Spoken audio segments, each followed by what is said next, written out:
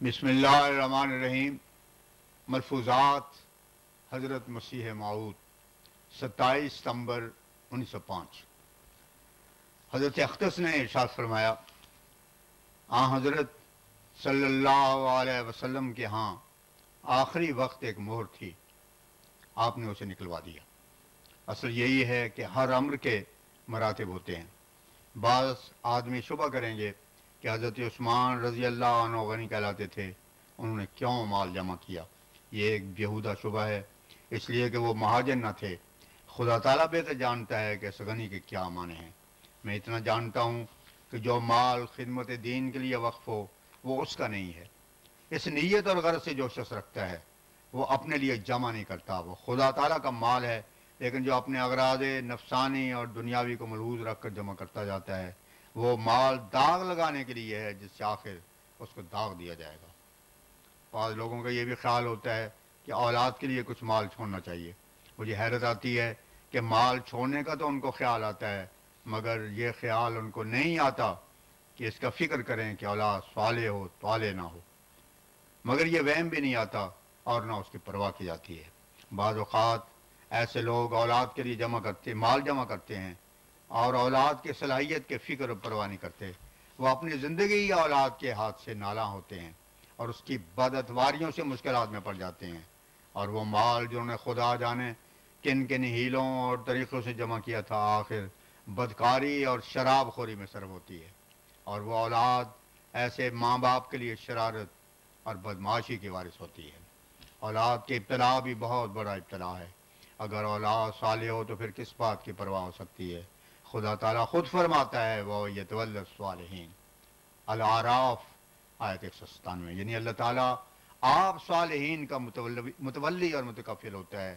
اگر بدبخت ہے تو خواہ لاکھوں روپیہ اس کے لیے چھوڑ جاؤ، وہ بدکاریوں میں تباہ کر کے پھر خلاص ہو جائے گا اور ان مصائب اور مشکلات میں پڑے گی جو اس کے لیے لازمی ہیں۔ اگر بدبخت ہے تو خواہ لاکھوں روپیہ اس کے لیے چھوڑ جاؤ، وہ بدکاریوں میں تباہ کر کے پھر خلاص ہو جائے گی اور ان مصائب اور مشکلات میں پڑے گی جو اس کے لیے لازمی ہیں۔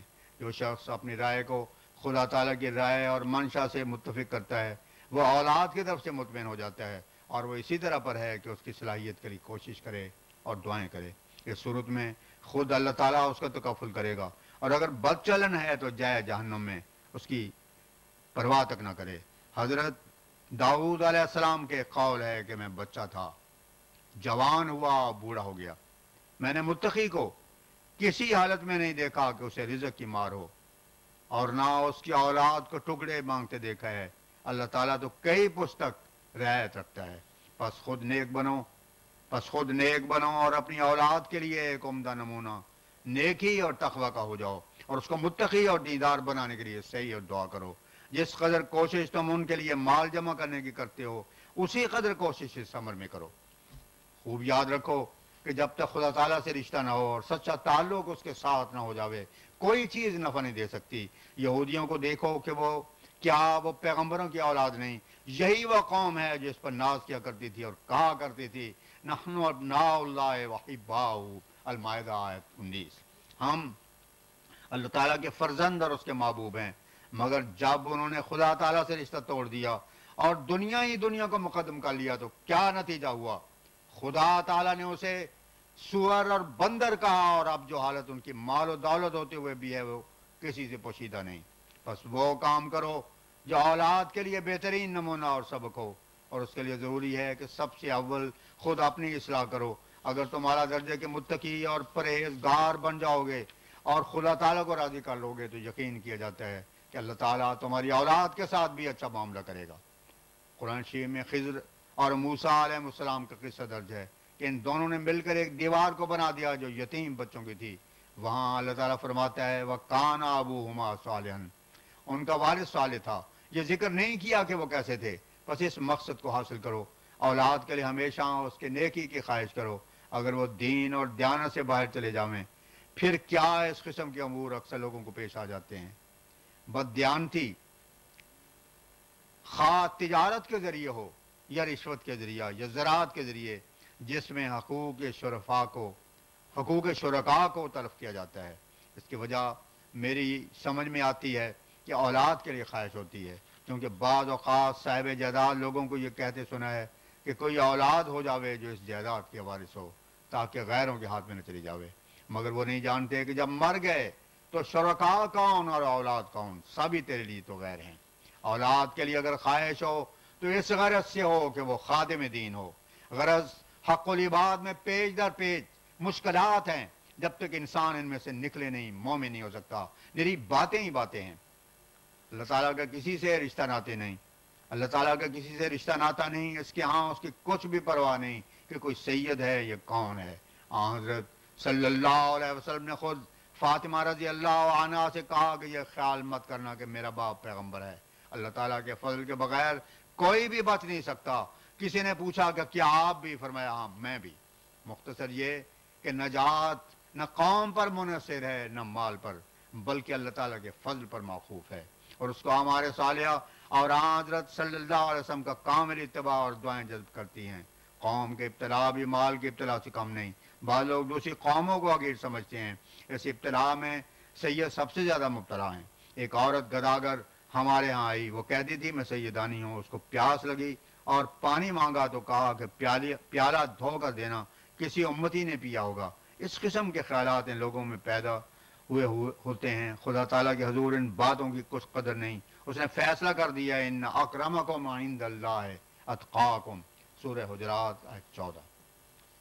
ایک مخلص اور معزز خادم نے حضرت اقدس کی خدمت میں عرض کی کہ حضور میرے والد صاحب نے ایک مسجد بنائی تھی، وہاں جو امام ہے اس کو کچھ معاوضہ وہ دیتے تھے اس غرض سے کہ مسجد آباد رہے، وہ اس سلسلے میں داخل نہیں، میں نے اس کا معاوضہ بدستور رکھا ہے، اب کیا کیا جائے؟ فرمایا خواہ احمدی ہو یا غیر احمدی، جو روپے کے لیے نماز پڑھتا ہے اس کی پرواہ نہیں کرنی چاہیے۔ نماز تو خدا کے لیے ہے، اگر وہ چلا جائے گا تو خدا تعالیٰ ایسے آدمی بھیج دے گا جو محض خدا تعالیٰ کے لیے نماز پڑھیں اور مسجد کو آباد کریں۔ ایسا امام جو محض لالچ کی وجہ سے نماز پڑھتا ہے، میرے نزدیک وہ کوئی ہو احمدی یا غیر احمدی، اس کے پیچھے نماز نہیں ہو سکتی۔ امام اتقا ہونا چاہیے۔ بعض لوگ رمضان میں ایک حافظ مقرر کر لیتے ہیں اور اس کی تنخواہ بھی ٹھہرا لیتے ہیں، یہ درست نہیں۔ ہاں یہ ہو سکتا ہے کہ اگر کوئی محض نیک نیتی اور خدا ترسی سے اس کی خدمت کر دے تو یہ جائز ہے۔ 28 ستمبر 1905 قبل دوپہر آج ایک ترک اور یہودی اعلیٰ حضرت علیہ الصلوۃ والسلام کی زیارت کے لیے آئے تھے۔ انہوں نے حضرت اقدس سے چند سوالات پوچھے، جواب درج کیا جاتا ہے۔ یاد رہے کہ سوال و جواب عربی زبان میں تھے۔ ایڈیٹر صاحب الحکم شیخ یعقوب علی صاحب عرفانی نے ان کا مفہوم لے کر اردو میں لکھ دیا ہے۔ ترک: آپ کا دعویٰ ہے کہ میں مہدی ہوں اور حدیث میں آیا ہے کہ مہدی جب آئے گا تو لڑائی کرے گا۔ حضرت اقدس: آپ کو معلوم نہیں، یہ بالکل غلط خیال ہے۔ مہدی کے متعلق جس قدر حدیث اس قسم کی ہیں وہ محدثین نے مجروح قرار دی ہیں۔ صرف ایک حدیث لا مہدی الا عیسیٰ ہے، یعنی بجوز مسیح موعود کے اور کوئی مہدی آنے والا نہیں ہے۔ وہی موعود جس کو بخاری میں امامکم منکم فرمایا ہے، یعنی اسی امت میں سے آنے والا، اور اس کے متعلق کہیں نہیں لکھا کہ وہ لڑائیاں کرے گا، بلکہ بخاری میں جو اصحاب الکتب بعد کتاب اللہ ہے صاف لکھا ہے کہ یضع الحرب، یعنی اس کے وقت میں مذہبی لڑائیاں نہ ہوں گی۔ اس کی وجہ یہ ہے کہ اب حرب کی ضرورت نہیں ہے، ہمارے مخالف ہمارے ساتھ جنگ نہیں کرتے، وہ تو قلم کے ساتھ اعتراض کرتے ہیں۔ بس یہ کیسی کمزوری ہوگی کہ قلم کا جواب قلم سے نہ دیا جاتا بلکہ اس کے لیے ہتھیار استعمال ہوتے۔ ایسی صورت میں جب کہ قلم کے حملے ہو رہے ہیں، ہمارا یہی فرض ہے کہ قلم کے ساتھ ان کو روکیں۔ علاوہ بریں اگر اللہ تعالیٰ کی یہ مرضی ہوتی کہ ایسے زمانے میں اسلام کی ترقی جنگ سے وابستہ ہوتی تو ہر قسم کے ہتھیار مسلمانوں کو دیا جاتے۔